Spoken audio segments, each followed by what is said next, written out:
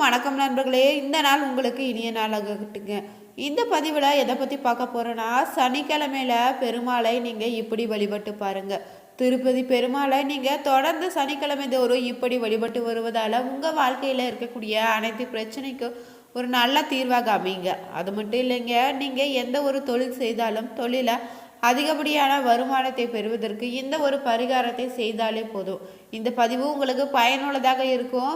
கடைசி வரைக்குமே ஸ்கிப் பண்ணாமல் பாருங்கள். நீங்கள் புதியவராக இருந்தீங்கன்னா சேனலுடைய பெல் பட்டனை கிளிக் பண்ணி சேனலை சப்ஸ்கிரைப் பண்ணிக்கோங்க. லைக் பண்ணுங்கள், ஷேர் பண்ணுங்கள். மேலும் நீங்கள் தனிப்பட்ட முறையில் ஜாதகம் பார்ப்பதாக இருந்தீங்கன்னா ஜாதகத்தில் ஒரு தெளிவான பதிவையும் பரிகாரத்தையும் பெற்றுக்கொள்ள நீங்கள் வீடியோவில் டிஸ்கிரிப்ஷனில் கொடுத்துருக்க நம்பருக்கு கால் பண்ணி தெரிஞ்சுக்கோங்க. வாங்க நண்பர்களே, வீடியோக்குள்ளே போகலாம். திருப்பதி பெருமாளுக்கு மிகவும் சிறப்பான விரதங்கள் பல இருக்குதுங்க. அதில் ஒன்று தாங்க ஏகாதசி திருவோண விரதங்களை நம்ம கடைபிடிப்பது. அடுத்தபடியாக பார்த்தீங்கன்னா அதிக பலன்களை தரக்கூடிய விரதம் தாங்க சனிக்கிழமையில் இருக்கக்கூடிய விரதமாக. திருப்பதி ஏழுமலையானின் அருளை பெறுவதற்கு நீங்கள் சனிக்கிழமையில் இப்படி ஒரு விரதம் இருந்து பாருங்கள். சனிக்கிழமையில் நீங்கள் எப்படி விரதம் இருந்து என்ன செய்து எப்படி வழிபட்டிங்கன்னா திருப்பதி பெருமாளுடைய அருள் உங்களுக்கு முழுவதுமாக கிடைக்கும்னு, குறைவில்லாத செல்வம் வாழ்க்கையில் பெருகிக்கொண்டே இருக்குது என்பதை நாம் இந்த ஆன்மீக பதிவில் தொடர்ந்து தெரிஞ்சுக்கலாம். சனி பகவானே நீ ஆயுள்காரகன்னு சொல்லுவோம். இவர் தான் சூரியன் மற்றும் சாயாதேவியின் புதல்வராக பிறந்திருக்காரு. புரட்டாசி மாதம் ரோகிணி நட்சத்திரத்தில் சனீஸ்வரன் பிறந்திருக்காராம். நவகிரகங்களை ஒருவராக தாங்க சனி பகவான் ஆதிக்கத்தை பொறுத்து ஒருவருடைய ஆயுட்காலம் அமைதுன்னே சொல்லலாம். சனியின் ஆதிக்கத்தை கட்டுப்படுத்தக்கூடிய பெருமாளே சனிக்கு அதிபதியாக இருக்கக்கூடியவருங்க. கடவுளுக்காக நம்ம விரதம் இருப்பது வேண்டுதல் நிறைவேற்ற வேண்டும் என்பதற்கு எதற்காக செய்கிறோம் பார்த்தீங்கன்னா, செல்வம் ஆயுள் ஆரோக்கியம் மூன்றும் நமக்கு தேவை என்பதற்காக தாங்க. அனைத்து பரிபூரணமாக கிடைக்கணும்னா நீங்கள் சனிக்கிழமைகளை விரதம் இருக்கலாம். சனிக்கிழமையில நீங்கள் பெருமாளுக்கும் சனி பகவானுக்கும் விசேஷ நாளாக அமையுது. சனிக்கிழமையில நீங்கள் இவர்களை வழிபடுவதால் சகல சௌபாக்கியங்களும் உங்கள் வாழ்க்கையில் நிலைத்திருக்குங்க. நீங்கள் சனிக்கிழமையில் பெருமாளுக்கு உரிய நாளாக மாறிய கதை என்னன்னு முதல்ல தெரிஞ்சுக்கோங்க. ஒரு முறை பார்த்தீங்கன்னா சனி பகவான் கலியுகத்துக்கு முதலாக வருவதற்கு தயாராக இருந்திருக்காரு. அப்போது தான் எதிரே வந்த நாரதரை சந்தித்திருக்காராம். அப்போது தான் பார்த்தீங்கன்னா கலியுகத்தில் செல்வதாக கூற, அப்படின்னா சரி, ஆனால் நீங்கள் பூலோகத்திற்கு எங்கு வேண்டுமானாலும் போங்க, யாரை வேண்டுமானாலும் துன்புறுத்தலாம், ஆனால் தவறி கூட நீங்கள் திருமாலை பக்கம் சென்றுடாதீங்கன்னு சொல்லியிருக்காரு. ஏன் உங்கள் பார்வை கூட அங்கு படாமல் இருப்பதே நல்லதுன்னு மறைமுகமாக எச்சரித்திருக்காரு நாரதனும். தான் சனி பகவான் நான் பிடித்த தயாராக இருந்தாலும் எனக்கு கட்டுப்பட்டு தான் ஆகணும்னு திருமலையின் பாதம் பதித்த அடுத்த நொடியில் தூங்கி எறியப்பட்டார். மற்றவரை துன்பப்படுத்தி இன்ப காணக்கூடிய உனக்கு திருமலையில் இருப்பது யார் என்று தெரிந்ததோ உன் திருவிளையாடை என்னிடம் காட்டுகிறாயான்னு சிவன் கொண்ட வெங்கடவானை கண்டு நடுங்கியிருக்காராம். சனி பகவானுமே எல்லோரையும் துன்படுத்தி மகிழக்கூடிய வழி நடத்தும் பரம்பொருளே, என்னை மன்னித்தருள வேண்டுன்னு அவர் பாதம் பிடித்து மன்னிப்பு கேட்டிருக்காரு சனி பகவானும்.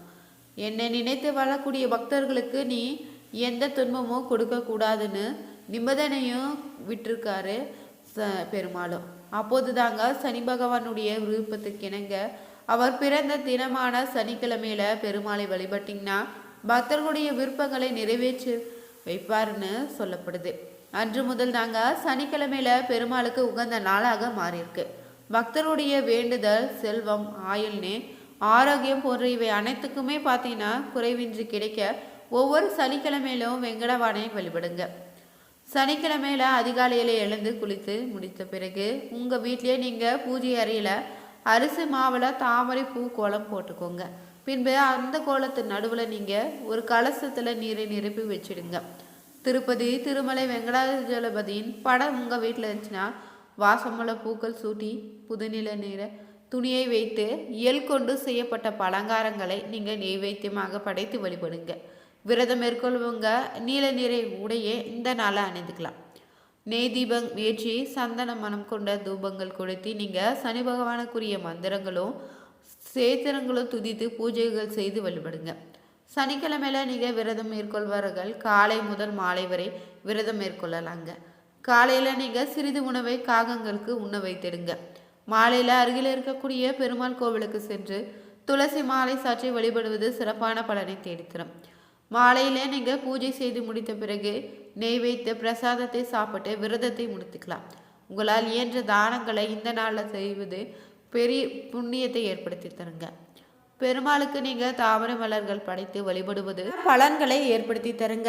நீங்கள் சனிக்கிழமை தோறும் பெருமாளை வழிபடுவதன் மூலம் நவகிரகங்களில் சனி பகவான் பார்த்தீங்கன்னா மனிதர்களுக்கு நீண்ட நாள் வாழக்கூடிய ஆயுள் காரகனாக இருக்கிறாரு.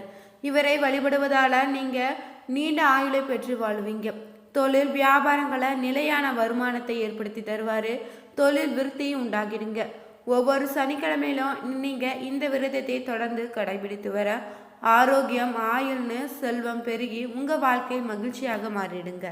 சனிக்கிழமையில நீங்கள் பெருமாள் கோவிலுக்கு சென்று வழிபடும் முன்னாடி உங்கள் கண்களில் முதல்ல தெரியக்கூடிய ராஜகோபுரத்தை அதனை தெய்வ வடிவமாக எண்ணி வணங்கிட்டு தான் நீங்கள் கோவிலுக்குள்ளே நுழையணுங்க. கோவிலுக்கு வர முடியாதவங்க கூட தூரத்தில் இருந்தே நீங்கள் கோபுர தரிசனம் செய்வது இறைவனை வணங்குவதற்கு சமமாக பலனை ஏற்படுத்தி தரும். கோபுர தரிசனம் கோடி புண்ணியன்னு இதனால் சொல்கிறாங்க. கோவிலில் உள்ளே நுழைந்தவுடன் தெரிவது பலிபீடம் இல்லை. அதன் அருகில் நீங்கள் நின்று கீழே விழுந்து உங்கள் உடலில் இருக்கக்கூடிய காமம் கோபம் பேராசனை அனைத்து அந்த இடத்துல பலி கொடுத்துடுங்க. இறைவனை வணங்க செல்லணுங்க. அதற்கு அடுத்து பார்த்தீங்கன்னா துவாஜஸ்தம்பம் இல்லைன்னா கொடிக்கம்பம்னு சொல்லுவான். இந்த கொடிக்கம்பத்தில் கோவிலில் திருவிழாக்களை கொடியேற்றி அதை ஊர் முழுவதும் தெரிவிப்பாங்கல்ல. அடுத்து பெருமாளுடைய வாகனமாக இருக்கக்கூடிய கருடன் மண்டபத்துக்கு அமைந்திருக்கக்கூடிய அங்கு சென்று வழிபடுங்க. அவரை வணங்கிய பின்னாடி தாங்க நீங்கள் மூலஸ்தானத்தில் இருக்கக்கூடிய பெருமாளை ஒரே சிந்தனோட வணங்கி வழிபடணும். அதன் பின் நீங்கள் லட்சுமி ராமர் கிருஷ்ணர்னு நரசிம்மர் ஆஞ்சநேயர் சங்கரத்தாழ்வார் ஆண்டாள் சரஸ்வதி ஆழ்வார்களை தனித்தனியே வணங்கி வழிபடுங்க. கோவிலை விட்டு நீங்கள் வெளியே வரும்போது சிறிது நேரம் உட்கார்ந்து இறைவனை உங்கள் மனதில் பிரார்த்தனை செய்து வழிபட்டு வாங்க. பிறகு பார்த்தீங்கன்னா மீண்டுமே கொடிக்கம்பம் அருகே சென்று வடக்கு நோக்கி தலை வைத்து பெண்களாக இருந்தீங்கன்னா பஞ்சாங்க நமஸ்காரமும் ஆண்களாக இருந்தீங்கன்னா அஷ்டாங்க நமஸ்காரமும் செய்து வழிபட்டு வெளியே வாங்க. கோவில்களில் மிகவும் புகழ்பெற்றது தாங்க திருப்பதி வெங்கடாஜலபதி கோவில். இங்கு பீமன் என்ற குயவர் பார்த்தீங்கன்னா வசித்து வந்திருக்காரு. இவர் மிகச்சிறந்த பெருமாள் பக்தர்னே சொல்லலாங்க. ஆயுள் முழுவதுமே சனிக்கிழமை விரதம் இருப்பதாக எடுத்து கொண்டிருக்காரு சங்கல்பமும். அதனால் இவருடைய ஏழ்மையின் காரணமாக எந்நேரமும் பார்த்தீங்கன்னா தொழிலேயே மூழ்கி கிடந்திருக்காரு. சனிக்கிழமைகளில் மட்டும் கோவிலுக்கு போக அவருக்கு நேரம் இருக்காது. அப்படியே போனாலும் பெருமாளை எப்படி வழிபடுவதுன்னு அவருக்கு கூட தெரியாதுங்க. பெருமாளே நீயே எல்லாம் என் வார்த்தை மட்டும் சொல்லிட்டு வந்து விடுவாராம். ஒரு சமயம் இதே போல மனதில் ஒரு எண்ணம் உதித்திருக்கு. பெருமாளை பார்க்க கோவிலுக்கு போக அவருக்கு நேரம் இல்லைங்க. பெருமாளை இங்கேயே வரவழைத்தால் என்னன்னு யோசித்தாராம். படபடன களிமண்ணால் ஒரு பெருமாள் சிலையை செய்திருக்காருங்க. பூ வாங்கும் அளவுக்கு அவரிடம் கூட பணம் கிடையாத போது. எனவே தான் வேலை செய்து முடிந்ததுமே மீது விடக்கூடிய மண்ணை சிறு சிறு பூக்களாக செய்து அதை கோர்த்து சிலையின் கழுத்தில் போட்டு வணங்கி வழிபட்டிருக்காரு. அந்த ஊரை சேர்ந்த அரசர் பார்த்தீங்கன்னா தொண்டைமானுக்கு பெருமாள் பக்தராகவும் இருந்திருக்காரு. அவர் சனிக்கிழமை தோறும் ஆலயத்துக்கு வந்து இறைவனுக்கு தங்க பூமாலை ஒன்று அணிவிப்பாரா. ஒரு முறை இப்படி அணிவித்து விட்டு மறுவாரம் ஆலயத்துக்கு வந்திருக்காரு. பெருமான் கழுத்தில் மண்பூ மாலை கிடந்திருக்கு. பக்தர்கள் தான் ஏதாவது தவறு செய்தார்கள்னு குழப்பத்தில் அரண்மனைக்கு திரும்பியிருக்கார்.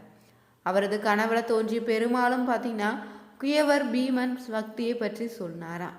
அதை தொடர்ந்து மறுநாள் பார்த்தீங்கன்னா அந்த குயவருடைய இல்லத்திற்கு நேரில் சென்ற அரசருமே அவருக்கு வேண்டிய அளவுக்கு உதவி செய்திருக்காரு. அப்பொருளை கண்டு மயங்காம பெருமாள் பணியை தொடர்ந்து செய்து வந்திருக்காரு. அந்த குயவருமே தனது இறுதி காலத்தில் வைகுண்ட யுத்தை அடைந்திருக்காரு. பெருமாள் ஆணைப்படி அந்த பக்தர் பார்த்தீங்கன்னா கௌரவிக்கும் வகையில் இப்போதுமே திருப்பதி ஏழுமலையானுக்கு மண் சட்டியில் தாங்க நெய்வேத்தியம் செய்யப்படுது.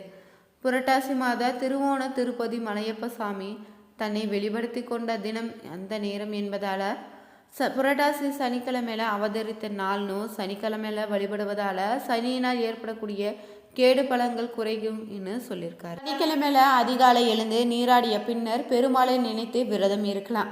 விரதம் இருக்கும் பட்சத்தில் நீங்கள் பால் பழம் மட்டும் கூட சாப்பிட்டு விரதம் இருக்கலாங்க. பெருமாளின் படத்திற்கு முன்னாடி விளக்கேற்றி வைத்து துளசி மாலை அணிவித்து வழிபடுங்க. இந்த பதிவு மிகவும் பயனுள்ளதாக இருந்திருக்கும். அதனால மறக்காம நம்ம சேனலை சப்ஸ்கிரைப் பண்ணிக்கோங்க, லைக் பண்ணுங்க, ஷேர் பண்ணுங்க, கமெண்ட் பண்ணுங்க. அனைவருக்கும் நன்றி நண்பர்களே.